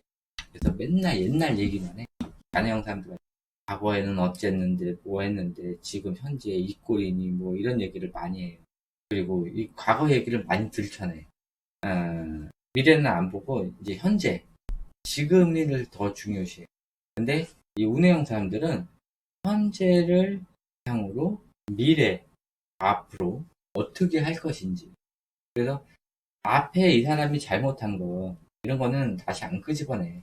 끄집어내면 뭐예요? 바뀔 것도 아닌데. 그러니까 현재를 더 중요시하고 앞으로 어떻게 할 것인지 이걸 더 중요시하는 게 운해형 타입이에요. 그래서 맨날 앉아가지고 과거에는 어쨌더니 뭐 했니, 내가 어렸을 때는 뭐 했니, 이렇게 해서 막 과거 얘기를 많이 꺼내는 사람들은 좀 외골수이고 좀 극자내형인 타입이 굉장히 많아요. 이런 사람들이 우리가 일명 말하는 꼰대 스타일의 사람들이 다 보면은 자내형 타입이 있잖아요. 우리가 말하는 그 좀 나이 많이 드신 분들, 꼰대 이런 사람들이 다 극자내형이에요. 나 때는 안 그랬는데 개파이네. 그러니까 이런 사회에 적응하는 걸 굉장히 힘들어해요. 그러니까 운의 사회성 있잖아요. 이 사회성이 굉장히 많이 떨어져요. 나이가 먹으면 먹을수록. 그리고 이 물건들도 계속 변화되는 거가 싫어해. 그래서 기존에 있는 물건을 약간 보는 걸 좋아하지 아예 그냥 몽땅 거예요. 자, 조금 남았어요. 이제 창의력, 생각. 단해형은 생각, 머리 이렇게 막 굴리는 걸 싫어해. 그래서 운해형 사람들이 싫어하는 게 그거예요. 야, 있는 그대로 하지. 왜 머리 굴리고 있어? 생각하지 마. 그냥 시키는 대로 해.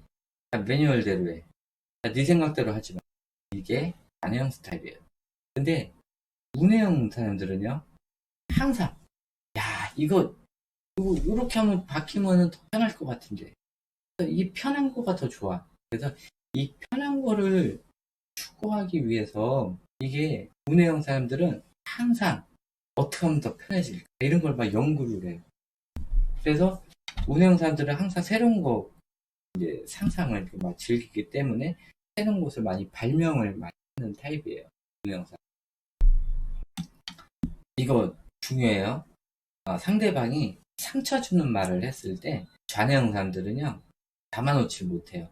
그래서 그대로 그냥 확 쏴붙여요. 너 씨 뭐라 그랬어? 한번 해보자는 거야? 그래서 막 들이밀어요. 근데 우뇌형 사람들은 엄마가 뭐라 그러든 뭐 아빠가 뭐라 그러든 주변 사람들이 뭐라 그러든 참아요. 왜냐? 어렸을 때부터 참고 살아왔고 부모가 자네형이면은 뭐라고 하면 말대꾸한다고 혼났어. 상대방이 뭐라고 하면은 거기에서 반박을 하면 말대꾸한다고 엄마한테 혼났거든. 아빠한테도 혼나고 주변에 있는 선생님한테도 혼나고 주변 어른한테도 혼나고 내 생각이 있어도 반박을 못해. 맨날 혼났어. 그게 트라우마로 남았어.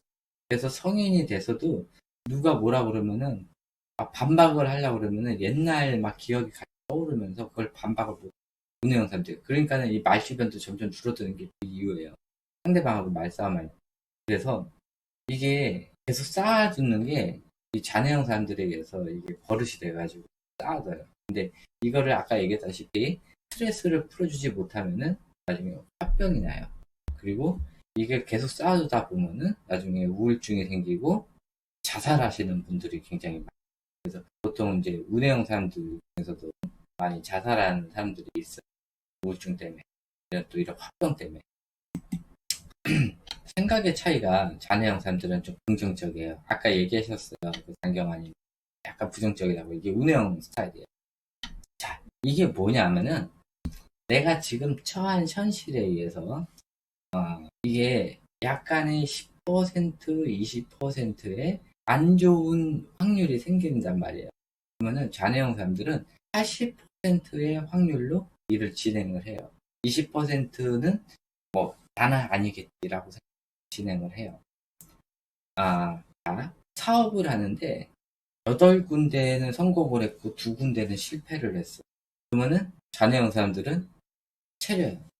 네, 8군데가 성공을 했잖아요. 나도 될 거야 하고 해요. 근데 운해형 사람들은 2군데가 왜 실패를 했지? 이런 걸 막 분석을 하기 시작을 해요. 그래서 이게 만약에 내가 실패를 했을 때 이거 어떤 문제가 생길 수가 있을까? 내가 지금 하는 게 이 실패한 사람들하고 뭔가 이게 맞지가 않을까? 이런 것들을 생각을 해요. 그래서 내가 이것을 진행을 하는데 안 될 확률도 있잖아. 그러니까 이거에 대해서 대안 방안까지 생각을 해놓고 시작을 해요. 근데 좌뇌형 사람들은 나는 실패를 안 할 거야 라고 생각을 하고 실패할 건 아예 생각도 안 해. 그래서 그냥 진행을 해. 이런 긍정적, 부정적인 것도 있고 여기서 또 나타나는 게 자기 합리화예요. 좌뇌형 사람들은요 나쁜 짓을 하고도 긍정적으로 생각을 하고 자기 합리화를 해요. 그래서 범죄가 많아요. 좌뇌형 사람들이 범죄가 많은 일이 본인이 잘못을 했지고 법을 어겼더라도 자기 합리화를 해요. 긍정적으로. 내가 힘들어서 나 저 사람 거 훔치는 거야. 내가 나쁜 짓을 해서 내가 때린 거야. 쟤는 나한테 못된 짓을 너무 많이 했어. 그래서 내가 저 사람을 칼로 찌른 거야. 그렇기 때문에 나는 정당해. 내가 이 범죄를 저지르는 것은 내가 살기 위해서야. 그러니까 나는 괜찮은 거야. 이런 식으로 범죄를 저질러도 항상 긍정 마인드로 자기 합리화를 해요. 그래서 우리나라에 있는 이런 일반적인 범죄는 좌뇌형 사람들이 굉장히 우뇌형 사람들은 이게 범법 회의입니다. 이런 거 하는 이런 거에 대해서 내가 만약에 이렇게 하다가 범법 행위를 했을 때 나중에 나한테 닥칠 들 이런 것들을 생각하면서 막 고민을 해. 해야 될까 말아야 될까. 나는 안 될 것 같은데 막 이런 고민을 하는데 좌뇌형 사람들은 고민을 해봐야 항상 긍정 마인드가 이제 많이 자리 잡혔기 때문에 결국은 하게 돼. 이왕 할 거 좀 지능적으로 하자. 그래서 좀 지능 법제가 굉장히 많아요. 그리고 이 일이 망쳤을 때 누구한테 책임 전가를 할 것인가까지 생각을 해요. 본인이 책임을 지기 싫으니까는 이 일을 했을 때 내가 잘못됐을 때 나 쟤한테 책임을 밀 거야. 그러면서 쟤를 어떻게 조금이라도 나한테 들여올까 이런 거를 생각을 해요. 그래서 저 사람이 내가 하는 일의 10%를 가졌지만은 나중에 일이 잘못됐을 때 모든 100% 책임을 다른 사람한테 전가를 해. 그러면서 자기는 빠져나가. 그게 자네형 사람들의 스타일이에요. 그러니까 좋은 면도 있지만은 이런 식으로 나쁜 면도 있어요. 긍정 마인드도 좋은데 이 긍정 마인드가 나쁜 쪽에 대한 거에 대해서도 이런 긍정 마인드가 있을 수가 있으니까 이런 거 때문에 이게 좀 범법행위가 많을 수도 있어요. 그래서 이 악질 범죄의 주범이 몇 번 보면 자네형 사람 운해형 사람들은 대부분 이 잔해형 사람들에 의해서 공범이 되는 경우가 있고, 만약에 악질 범죄에 운해형이 이제 주범이다 그러면은 이런 자질구레한 거 안 해. 대형 사기 이런 뭐 1,000만 원, 2,000만 원 이런 게 아니라 대형 뭐 한 번에 사기 치는데 뭐 몇백 명, 몇천 명 이런 사기 이런 거, 또 나라 몇 개 이렇게 크게 해가지고 막 대형 사기 치는 거, 이런 것들은 여러 가지를 봐야 되거든. 그래서 이런 잔해형 사람들은 못해. 여러 가지를 동시다발적으로 생각할 수 있는 이런 운해형, 좀 운해영재 이런 사람들이 보면 대형 범죄를 저질러요. 그리고 혼자 빠져나갈 구멍까지 다 만들어 놓고 웬만하면 안 잡히게 해요. 왜? 이 사람들은 사기를 칠 때 한 2년 후, 3년 후까지 봐요. 그래서 앞으로 일어날 일을 다 알기 때문에 그 일어날 일에 대해서 다 뭔가 해결 방안을 다 만들어 놓고 시작을 해요. 2년 후, 3년 후. 많이 보는 사람들은 10년 후까지 보거든. 이 운해형 사람들이. 그래서 이런 단순 지능 범죄 같은 경우는 이제 잔해형들이 많고요. 완전히 전체적으로 큰 사기를 치는 거는 운해형 사람들. 그래서 운해형 사람들이 만약에 하면은 못 잡아요. 일반 사람들이 못 잡아, 이 사람. 누군지도 몰라. 그래서 대표적인 문제 성향이 잔해형 사람들이 극잔해형이에요. 극잔해가 되면 될수록 사이코패스. 다 그런 건 아니에요. 다 그런 건 아니고요.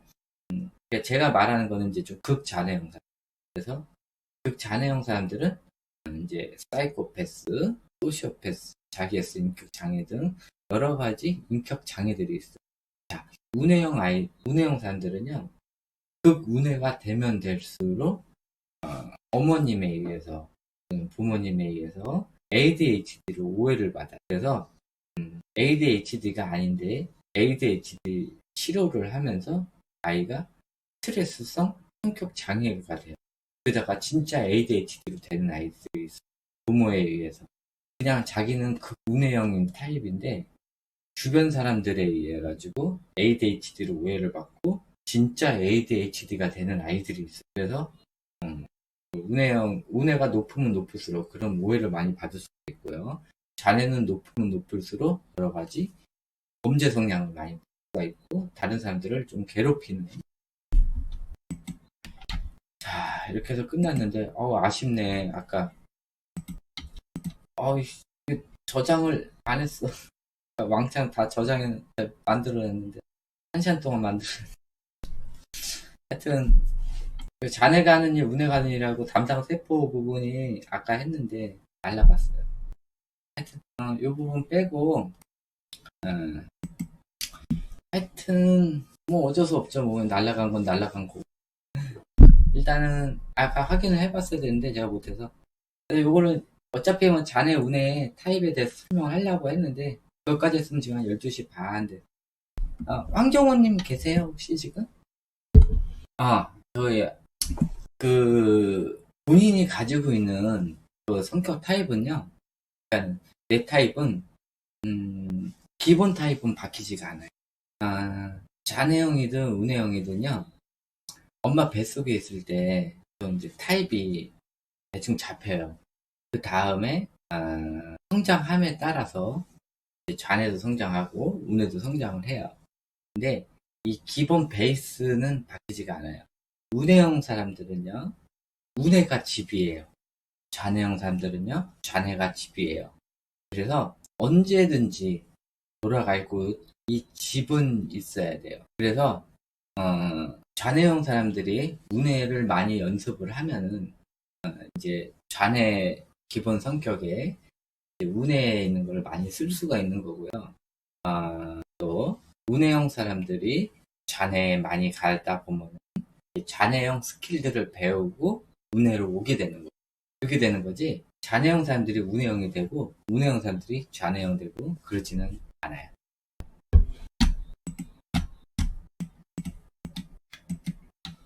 오늘 어차피 중요한 부분이 잔해형, 운해형 그거 설명하는 거라 나한테 그거를 조금 더 이해를 돕기 위해서 제가 앞부분에 그 2페이지를 한 건데 모르고 저장을 안 하고 컴퓨터를 껐네.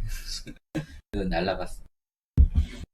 하나 더 얘기하자면은 제가 그 썼던 것 중에 하나인데, 하나 알고 계셔야 되는데, 좌뇌형이, 좌뇌를 만약에 60%를 썼어요. 원래 이거를 설명하려고 제가 했던 건데, 좌뇌를 60%고, 이제 퍼센트를 아닌데, 우뇌가 40%. 이거는 좌뇌의 전반적인 게 아니야. 60%고, 우뇌가 이제 40%라는 소리예요. 근데 이 전반적인 양을 어떻게 따진다면, 자, 예를 들어서, 논리하고, 창의하고는 상극이에요. 각 뇌마다 좌뇌랑 우뇌랑 이 상극에 해당하는 부분이 있어요. 그런데 이 상극에 해당하는 부분이 무슨 의미냐면은 논리가 60%고 창의가 40%예요. 그러면은 어떠한 정보를 받을 때 뇌에서 받아들이는 게 먼저 논리로 가요. 논리적으로 해결을 하는 거예요.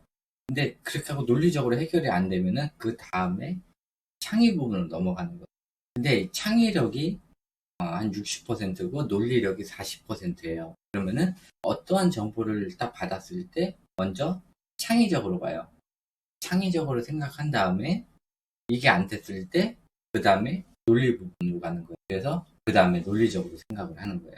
자, 뇌가 좌뇌 부분이 학습 쪽이 80%, 60%예요.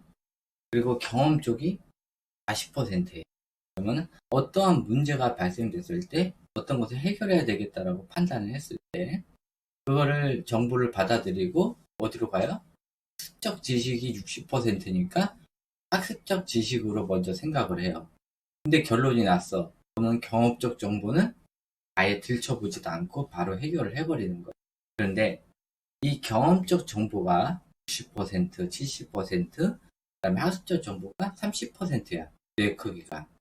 그럼 경험적 정보는 아까 제가 우대라고 그랬잖아요. 그러면은 정보가 들어왔을 때 우뇌에는 경험 정보부터 시작을 하고요. 그 다음에 안 됐을 때 학술적 정보를 시작을 해요. 이런 식으로 각각의 뇌에 대해서 이 상극인 뇌들의 이 판단력에 따라서 좌뇌, 우뇌가 나뉘게 돼요.